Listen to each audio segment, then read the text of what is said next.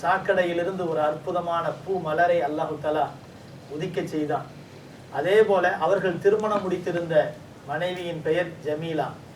அவர்கள் யார் என்று சொன்னால் ஹஸ்ரஜ் இனத்தை சார்ந்த மதீனா நகரத்தினுடைய தலைமைத்துவத்தை ஏற்றுக்கொள்வதற்கு தயார் நிலையில இருந்து நபி ஸல்லல்லாஹு அலைஹி வஸல்லம் அவர்களுடைய வருகையினால் அவனுடைய கனவெல்லாம் சுக்குநூறாக உடைத்தெறியப்பட்டு அதன் காரணத்தினால் ரசூலுல்லாஹி ஸல்லல்லாஹு அலைஹி வஸல்லம் அவர்களின் மீது வஞ்சக எண்ணம் கொண்டு காழ்ப்புணர்வோடு செயல்பட்ட பயங்கரமான விரோதியாகிய முனாஃபிக்குகளின் தலைவன் என்று சொல்லப்படக்கூடிய அப்துல்லாஹ் இப்னு உபை என்று சொல்லப்படக்கூடிய அந்த மனிதனுடைய மகள்தான் ஜமீலா என்று சொல்லப்படக்கூடிய அந்த மாதரசி. அருமையானவர்களே, அல்லாஹு தஆலா இஸ்லாமிய மார்க்கத்துக்காக தேர்ந்தெடுத்த இருவரும் தியாகிகளை எந்த குடும்பத்திலிருந்து எந்த மனிதரிடமிருந்து அல்லாஹு தஆலா உருவாக்கி இருக்கிறான் என்பதை பார்க்கிற போது அல்லாஹுடைய நாட்டமும் அவனுடைய அந்த விளைவுகளும் இருக்கிறதே, அது மிகப்பெரிய ஒரு ஆச்சரியமான ஒரு நிலையாக நமக்கு இருக்கிறது. ஹவுஸ் கூட்டத்தை சார்ந்த அபு ஆமிர் என்று சொல்லப்படக்கூடிய மிகப்பெரிய விரோதியின் மகன்தான் ஹன்லலா ரலியல்லாஹு அன்ஹு அவர்கள். இரண்டாவது ஹஸ்ரஜ் கூட்டத்தை சார்ந்த அப்துல்லாஹ் இப்னு உபை என்று சொல்லப்படக்கூடிய மாபெரும் நயவஞ்சகனினுடைய மகள்தான் ஜமீலா என்று சொல்லப்படக்கூடியவர். இந்த இரண்டு பேரும் ஒரே ஒரு இரவுதான் தங்குகிறார்கள். முதல் இரவு அன்று வீடு கூடி அதன் பிறகு ஃபஜ்ருடைய தொழுகையை குளித்து சுத்தமாகி தொழுது முடித்ததற்கு பிறகு திரும்பவும் வீடு கொடுக்கிறார்கள். கடைசியாக போர்க்களத்திலே சென்று இறந்து போகிறார்கள். அவர்கள் வாழ்ந்த வாழ்க்கையினுடைய இல்வாழ்க்கை ஒரே ஒரு நாள் தான். ஆனால் அதன் மூலமாக பிறந்த குழந்தைக்கு அல்லாஹு தாலா மிகப்பெரிய ஒரு செல்வாக்கை, அற்புதமான ஒரு ஆற்றலை அல்லாஹ் கொடுத்தான். அவர்கள் அப்துல்லா என்ற பெயரோடு மிக சிறப்பான ஒரு சஹாபியாக வாழ்க்கை நடத்தியிருக்கிறார்கள். கண்ணியமானவர்களே, இத்தகைய வரலாற்றுக்கு மத்தியில் இன்று நாம் தேர்ந்தெடுத்த தலைப்புக்குரிய ஒரு அற்புதமான சஹாபி யார் என்று சொன்னால் இதே ஹஸ்ரஜ் இனத்தை சார்ந்த உபை இப்னு காப் ரலியல்லாஹு அன்ஹு என்று சொல்லப்படக்கூடிய சஹாபி. உபை இப்னு காப் ரலியல்லாஹு அவர்களை ஹதீஸின் மூலமாகவும் வரலாறுகளின் மூலமாகவும் அதிகமான முறையிலே நாம் கேள்விப்பட்டிருப்பதற்குரிய வாய்ப்பு இருக்கிறது. உபை இப்னு காப் அறிவு ஞானமும் தீட்சண்யமும் குர்ஆனுடைய இல்மும் நிறைய பெற்ற, அதற்காக வேண்டி நபியினுடைய துஆவை விசாலமாக பெற்றிருந்த ஒரு அற்புதமான பாக்கியத்திற்குரிய நபித்தோழர் சஹாபிதான் இந்த சையதுனா உபை இப்னு காப் ரலியல்லாஹு அன்ஹு என்று சொல்லப்படக்கூடிய சஹாபியாக இருக்கிறார்கள். அருமையானவர்களே, அமீருல் முஃமினீன் என்ற பெயரை முதலாக சொல்லப்பட்டவர் யார் என்று சொன்னால் ஹலீஃபா உமர் ரலியல்லாஹு அன்ஹு. ஸல்லல்லாஹு அலைஹி வஸல்லம் அவர்களுடைய ஜனாதிபதிகள் ஹலீஃபாக்கள் என்று சொல்லப்படக்கூடிய 4 ஹலீஃபாக்கள் அபூபக்கர், உமர், உஸ்மான், அலி ரலியல்லாஹு அன்ஹு. 4 ஹலீஃபாக்களும் ஸல்லல்லாஹு அலைஹி வஸல்லம் அவருடைய காலத்துக்கு பிறகு தொடராக ஹலீஃபாக்களாக பதவி பிரமாணங்களை செய்து கொண்டாலும் முதல் ஹலீஃபாவாகிய அபூபக்கர் ரலியல்லாஹு அவர்களுக்கு அமீருல் முஃமினீன் என்று சொல்லப்படவில்லை. அந்த பழக்கம் அந்த நேரத்திலே குறிப்பிடப்படவில்லை. ஆனால் உமர் ரலியல்லாஹு அவர்களுடைய அந்த காலத்திலே தான் ஹலீஃபாக்களுக்கு அமீருல் முஃமினீன் என்று சொல்லப்படக்கூடிய வழக்கம் முதலாக பிறந்தது. உலக மூமின்களுடைய அற்புதமான தலைவர் என்ற அர்த்தத்தை உடைய அமீருல் முஃமினீன் என்ற பெயருக்கு முதலாக சொந்தக்காரராகிய உமர் ரலியல்லாஹு அன்ஹு அவர்களுடைய வல்லமை, ஆற்றல், ஆளுமை, திறமை இவை அனைத்தும் நமக்கெல்லாம் தெரியும். அவர்கள் எவ்வளவு பெரிய ஞானி என்பதும் நமக்கெல்லாம் தெரியும். வரலாறு அவர்களை பற்றி பேசுகிற போது ஒவ்வொரு விஷயத்திலும் தீட்சண்யமான ஒரு முடிவை அவர்கள் எடுப்பதின் காரணத்தினால்தான் அவர்களுக்கு ஃபாரூக் என்ற பட்ட பெயர் சொல்லப்பட்டது. ஃபாரூக் என்று சொன்னாலே உண்மையையும் பொய்யையும் பிரித்துணரக்கூடியவர், பிரித்து காட்டக்கூடியவர் என்று அர்த்தம். ஃபாரூக் என்றால் பிரித்து காட்டக்கூடியவர் என்று அர்த்தம். அப்படிப்பட்ட ஒரு அற்புதமான ஒரு பெயருக்கு சொந்தக்காரர் தான் உமர் ரலியல்லாஹு அன்ஹு அவர்கள்.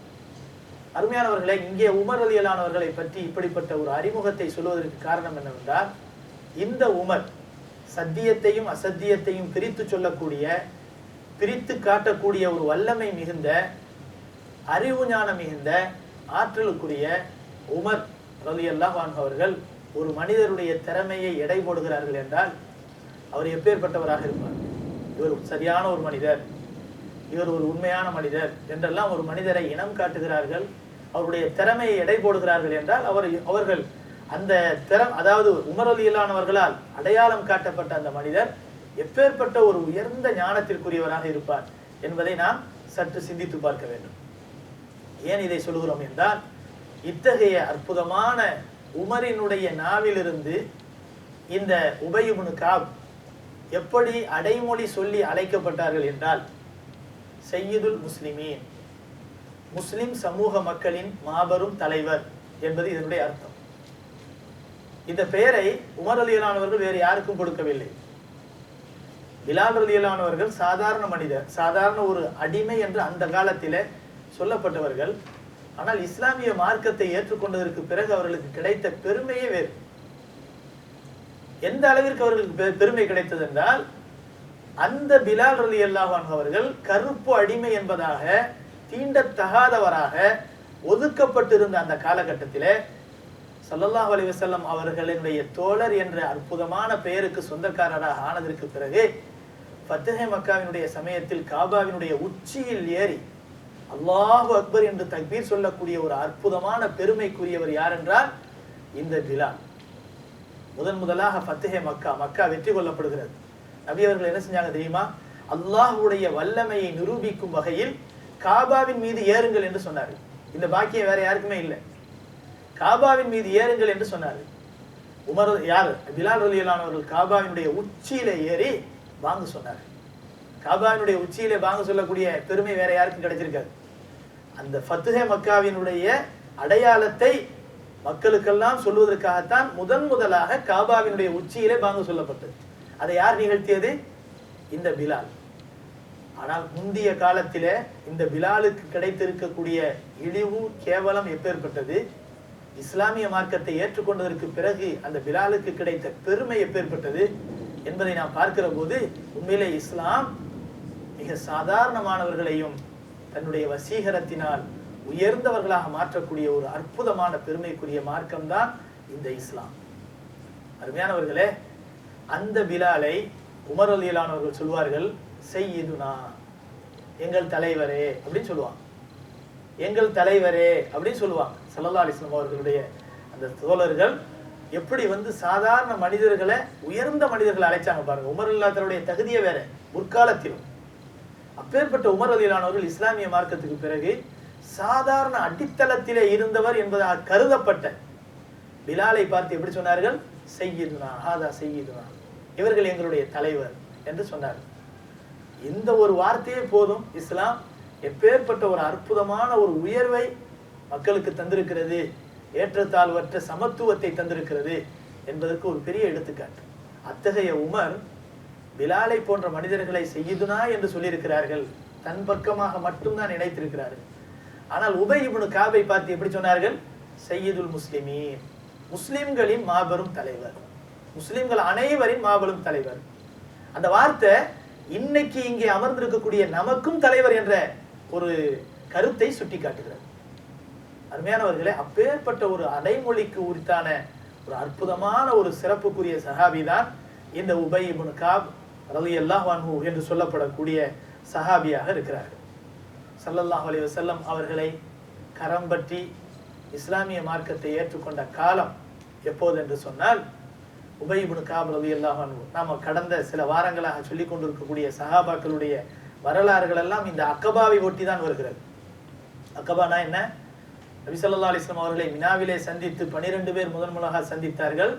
அடுத்து 75 பேர் சந்தித்தார்கள்.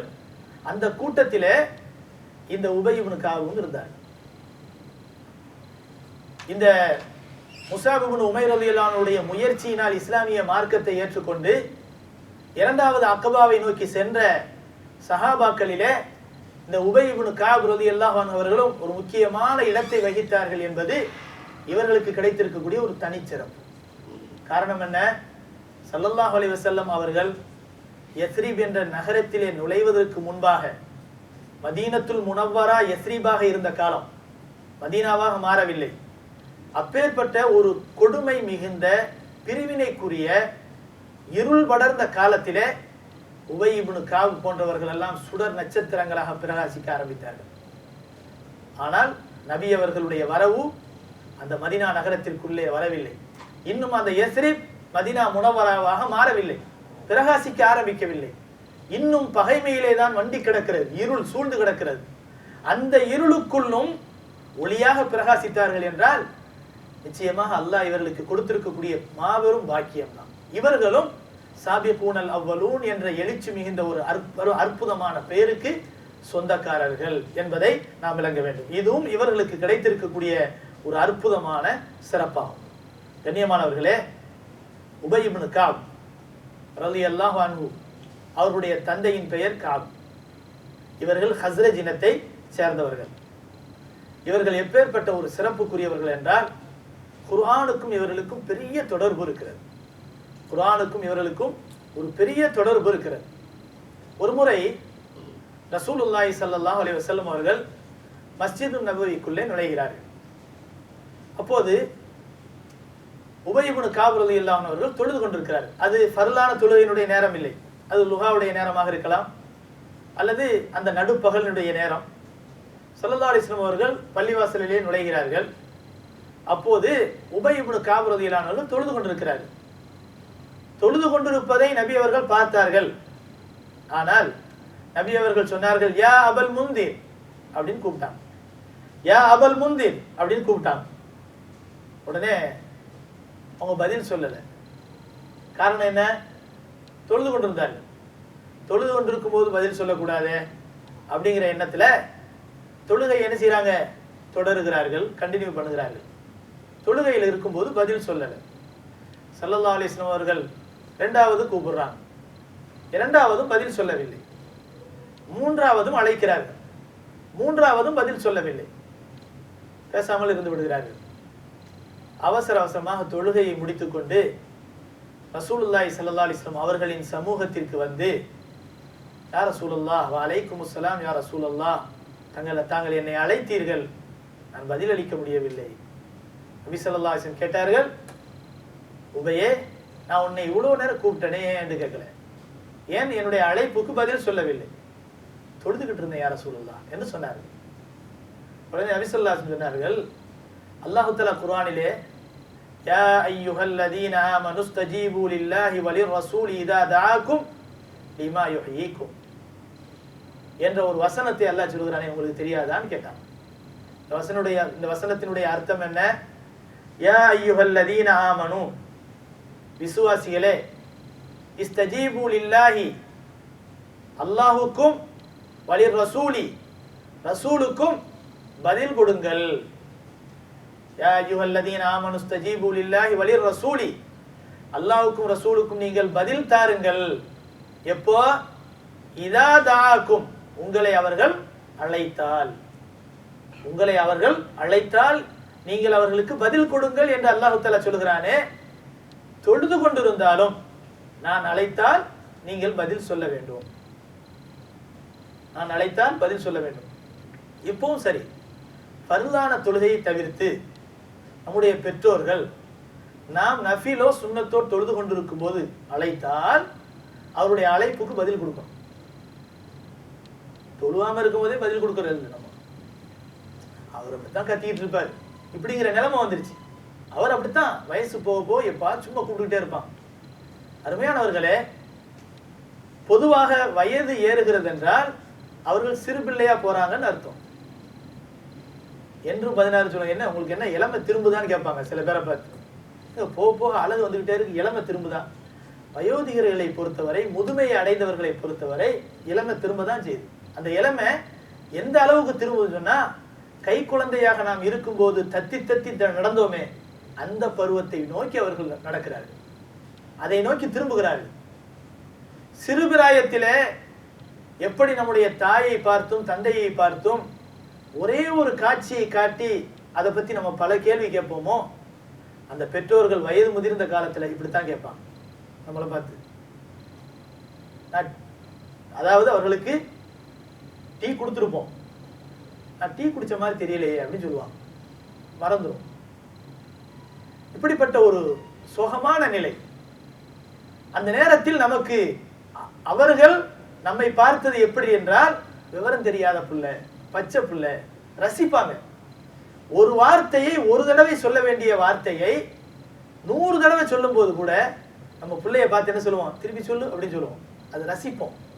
அந்த வார்த்தை நமக்கு எப்படி இருக்கும்னு சொன்னா இன்பமா இருக்கும், கேட்க கேட்க இன்பமா இருக்கும். ஆனா நாம நம்முடைய பெற்றோர்கள் வயது முதிர்ந்த காலத்துல ஒரு வார்த்தையை ஒரு தடவை சொல்ல வேண்டியதை 3 தடவை சொல்லிட்டா, அப்பா இப்பதானே சொன்னீங்க பேசாம கிடங்களே வெறுக்கிறோம். அல்லாஹ் தஆலா இதைத்தான் குர்ஆன்ல சொல்கின்றான், அவர்களில் ஒருவரோ அல்லது இருவருமோ வயோதிகத்தை அடைந்து விட்டால் அவர்களை வெறுத்து துரத்தாதீர்கள், அவர்களை வெறுத்து துரத்தாதீர்கள், சி என்ற வார்த்தையும் சொல்லாதீர்கள், எடுத்தறிந்து பேசாதீர்கள். சுப்ஹானல்லாஹ். ஏன் இந்த வார்த்தை அல்லாஹ் சொல்றான்? இன்னைக்கு கண் கூட நடந்து கொண்டிருக்கக்கூடிய விஷயம். இப்படிப்பட்ட வயோதிக பருவத்துல நம்முடைய பெற்றோர்கள் நம்மளை கூப்பிடுவாங்க. சில நேரங்கள்ல தொழுது கொண்டிருக்கிறோம், அவங்களுக்கு உடம்பு சரியில்லை, தெரியாம கூப்பிடுறாங்கன்னா வேற விஷயம். உண்மையிலேயே ஏதோ ஒரு அவசரத்துக்காக வேண்டி இந்த மருந்தை எடுத்தா கால் வலிக்குது, எந்திரிச்சு நடக்க முடியல, தண்ணி கொஞ்சம் கொடு, ஏதாவது கேட்குறாங்க, தொழுதுகிட்டு இருக்கிறோம் வச்சுக்கிறேங்க, நஃபிலான தொழுதுகிட்டு இருக்கிறோம். நமக்கு அல்லாஹுடைய கடமை தான் முக்கியம், நஃபில் தான் முக்கியம். அதன் மூலமா தான் அல்லாஹ்வை நெருங்க முடியும் நினைச்சி அவருடைய அழைப்புக்கு பதில் கொடுக்காமலே இருந்தோம்னு சொன்னா அல்லாஹ்வை விட்டும் நம்ம ரொம்ப வெகு தூரத்துக்கு பிரிஞ்சு போயிடும். நம்ம நினைக்கிறோம் நெருக்கம்டு.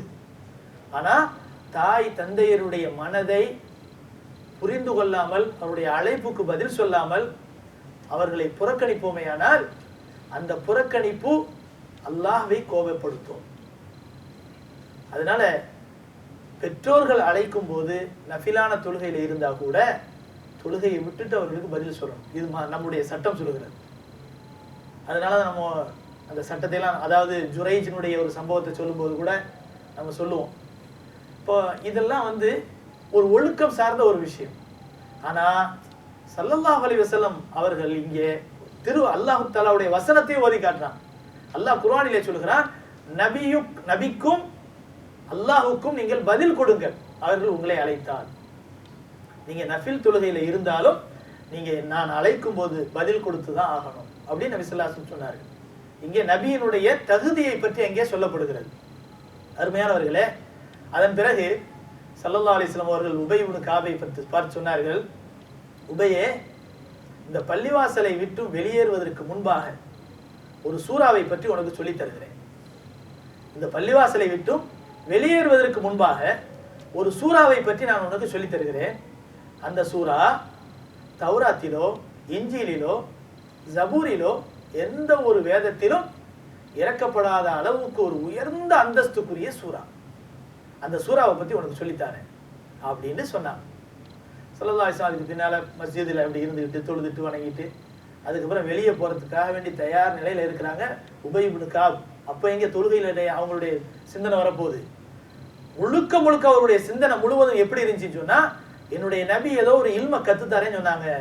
நம்ம தொழுகையிலோ திக்ருல இருந்து நம்ம பாராமுகமா இருந்துட்டோம் சொன்னா அந்த இல்மு நமக்கு இப்ப கிடைக்காம போயிடும். அதனால நபி எங்க போனாங்களோ பின்னாலேயே போனாங்க. ஒரு கட்டம் வந்தது, நபியினுடைய கையை பிடிச்சுக்கிட்டாங்க. ஸல்லல்லாஹு அலைஹி வஸல்லம் அவர்கள் எல்லா வேலையும் முடிச்சுட்டு பள்ளிவாசலை விட்டு வெளியே போற நேரத்துல, ரசூலுல்லாஹ் ஏதோ ஒரு சூறாவை பத்தி சொல்றேன்னு சொன்னீங்களே அப்படின்னாங்க. ரசூலுல்லாஹி ஸல்லல்லாஹு அலைஹி வஸல்லம் அவர்கள் அவர்களுடைய இல்மின் தேடுதலை கவனத்திலே வச்சு ரொம்ப அதாவது சந்தோஷப்பட்டவர்களாக சொன்னார்கள், உபையே, அதுதான் சூரத்துல் ஃபாத்திஹா. அது என்ன கேட்கிறாங்கன்னு சொன்னா, உபையே, நீ ஒவ்வொரு தொழுகையின் துவக்கத்திலும் என்ன ஓதுவாய் என்று கேட்டார். ரசூலுல்லாஹ் சூரத்துல் ஃபாத்திஹா ஓதுவேன் அப்படின்னு சொல்றாங்க. இதை நபி அவர்கள் என்ன செஞ்சிருக்கலாம், ஆரம்பத்திலேயே சூரத்துல் ஃபாத்திஹா அப்படின்னு சொல்லியிருக்கலாம் தானே. பள்ளிவாசல் நுழைஞ்ச உடனே யார சொல்லலாம் அப்படின்னு வர்றாங்க, நான் ஏன் கூப்பிட்டதுக்கு நீங்க பதில் சொல்லல, தொழுது இருந்தேன் யார சொல்லலாம், நான் ஒரு விஷயத்த சொல்ல தான் நான் உன்னை கூப்பிட்டேன் அப்படின்னு சொல்லிட்டு சூரத்துல் ஃபாத்திஹா இருக்குது, ரொம்ப சிறப்பான சூரா அப்படின்னு சொல்லியிருந்தா அந்த சம்பவம் அப்படியே முடிஞ்சிருக்கும். ஆனா இதனுடைய முக்கியத்துவம், இந்த அளவுக்கு ஒரு முக்கியத்துவம் என்பது அங்கே கருதப்படாது. சொல்லப்பட்டிருக்கும் சிறப்பானது. ஆனா நபி ஸல்லல்லாஹு அலைஹி வஸல்லம் அவர்கள் அரபியில ஒரு வார்த்தை சொல்லுவாங்க, தஷ்வீகு சாமி அப்படின்னு சொல்லுவாங்க. கேட்பவருக்கு ஆசை ஊட்டுவது, கேட்பவருக்கு ஆசை ஊட்டுவது. இன்னைக்கு நம்ம பார்க்கிறோம், அதாவது ஒரு தொடரை பார்க்கிறாரு ஒருத்தர், அந்த தொடர்ல கரெக்டான கீழே போய் உழுவ போவான், என்னது டக்குன்னு நிறுத்தி வச்சுருவாங்க. என்ன, அடுத்த வாரம் எப்போ வரும்னு யோசிச்சுக்கிறே இருக்குது, நாளைக்கு எப்போ வரும் யோசிச்சுக்கிறே இருக்குது. ஒரு கதை எழுதுறாரு, அந்த தொடரை சரியான கட்டத்தில் கொண்டு வந்து முடிப்பாங்க. ஏன், அடுத்த தொடர் எப்போ வரும், அந்த பத்திரிக்கை எப்போ வரும் வாங்கலாம் இப்படின்னு யோசிக்கும். அப்போ மனிதர்களுடைய ஆர்வத்தை ஊட்டுறதுக்காக வேண்டி இதெல்லாம் தொழில் முயற்சி. ஆனா ஸல்லல்லாஹு அலைஹி வஸல்லம் அவர்கள் இதை மார்க்கத்துக்காக பயன்படுத்தினாங்க. எப்படின்னு சொன்னா, ஒரு விஷயத்தை நபி அவர்கள் என்ன செய்வாங்க, திரும்ப திரும்ப கேட்பாங்க. அப்போ நபி ஏதோ ஒரு முக்கியமான விஷயம் சொல்ல போறாங்க. பல சந்தர்ப்பங்களை பார்க்கலாம். நபி அவர்கள் என்ன செய்வாங்க, சஹாபாக்களை பார்த்து சொல்லுவாங்க, அலா அறிந்து கொள்ளுங்கள். அந்த விஷயத்தை சும்மா சொல்லியிருக்கலாம். ஆனா அலா அப்படின்னு சொல்லும் போதே சஹாபாக்கள் என்ன செய்வாங்கன்னு சொன்னா, ஆஹா இது ஏதோ முக்கியமான செய்தி, இது நபி அவர்கள் சொல்ல போற ஒரு முக்கியமான செய்தி அப்படிங்கிற விளங்கிடுவாங்க. அப்ப அது ரொம்ப கவனமா கேட்பாங்க. அந்த கவனத்தை ஈர்க்கிறதுக்கு தான், எதிரில் உட்கார்ந்து இருக்கக்கூடியவருடைய ஆர்வத்தை தன் பக்கம் சுண்டி இழுக்கிறதுக்கு தான் நபி அவர்கள் சில காரியங்களை செஞ்சாங்க. அதுல ஒண்ணுதான், இந்த பள்ளிவாசலை விட்டு வெளியேறதுக்கு முன்னால ஒரு சூறாவை உனக்கு சொல்லித்தாரேன். அந்த சூறா தௌராத்திலோ இஞ்சிலிலோ ஜபூரிலோ ஒரு காலம் சொல்லப்படவில்லை. அப்பேற்பட்ட ஒரு அற்புதமான சூறா என்று நபி ஸல்லல்லாஹு அலைஹி வஸல்லம் சொன்னார். அப்ப அந்த சஹாபி, இந்த சஹாபி மட்டுமல்ல, பொதுவாக எல்லா சஹாபாக்களுடைய உள்ளத்திலும் இந்த குர்ஆனுடைய ஞானத்தின் தேட்டம் எல்லோரிடத்திலும் பெரிய ஆவலோடு தான் இருந்தது. அப்போ உபை இப்னு கஅப் ரலியல்லாஹு அன்ஹு அதை மறக்காம என்ன செய்றாங்க, நபி வெளியே போயிடுவாங்களோ, இந்த நேரத்தை விட்டா இது கிடைக்காது அப்படிங்கிற மாதிரி யோசித்தவர்களாக பின்னாலேயே போறாங்க. சரியான முறையில் அவர்கள் எதிர்பார்த்த மாதிரி அவர் மறக்கல. இவங்களுடைய ஆர்வம் என்னங்கிறத பாக்குறாங்க. பள்ளிவாசலை விட்டு வெளியே போறாங்க. யார சொல்லலாம் அப்படின்னு கூப்பிடுறாங்க. என்ன, ஒரு சூறாவை சொல்லித்தாரேன்னு சொன்னீங்களே அப்படின்னு கேட்கிறாங்க. முதல்ல தொழுகையில் நீ ஆரம்பிச்ச உடனே என்ன சூறா நீ ஓதுவ அப்படின்னு கேட்கிறாங்க. தொழுகை ஆரம்பிச்சா முதல் சூறா என்ன, சூரத்துல் ஃபாத்திஹா தான் ஓதுவோம். அதுக்கு முன்னால வஜ்ஜகத்து ஓதுவோம், இல்லாட்டி சனா ஓதுவோம். இதெல்லாம் சூறா கிடையாது, இதெல்லாம் தஸ்பீஹ், இந்த மாதிரி திக்ர் தான். ஆனா சூறா முதல்ல ஓதுற சூறா எது, சூரத்துல் ஃபாத்திஹா. சூரத்துல் ஃபாத்திஹா ஓதுவேன் யார சொல்லலாம் அப்படின்னு சொன்ன உடனே நபி ஸல்லல்லாஹு அலைஹி வஸல்லம் சொன்னார்கள், அறிந்துகொள், சூரத்துல் ஃபாத்திஹா இருக்கிறதே அது புகழப்பட்ட, திரும்ப திரும்ப ஓதப்படக்கூடிய புகழுக்குரிய 7 வசனங்களை கொண்ட சூரத்துல் ஃபாத்திஹா. அதற்கு நிகரான சூரா குர்ஆனிலே கிடையாது. தௌராத்தில் இல்லை, ஜபூரில் இல்லை, இஞ்சிலிலே இல்லை. அப்பேற்பட்ட ஒரு உயர்ந்த சூரா தான் இந்த சூரத்துல் ஃபாத்திஹா என்பதாக நபி ஸல்லல்லாஹு அலைஹி வஸல்லம் அவர்கள் சொல்லி காட்டுகிறார். சூரத்துல் ஃபாத்திஹா அல்லாஹ் தஆலா குர்ஆன்ல கூட சூரத்துல் ஃபாத்திஹா அதை நபி அவர்கள் ஓதி காட்டுறாங்க. வலக்கத் ஆதைனாக சப்அம் மினல் மசானி வல் குர்ஆனல் அதீம்.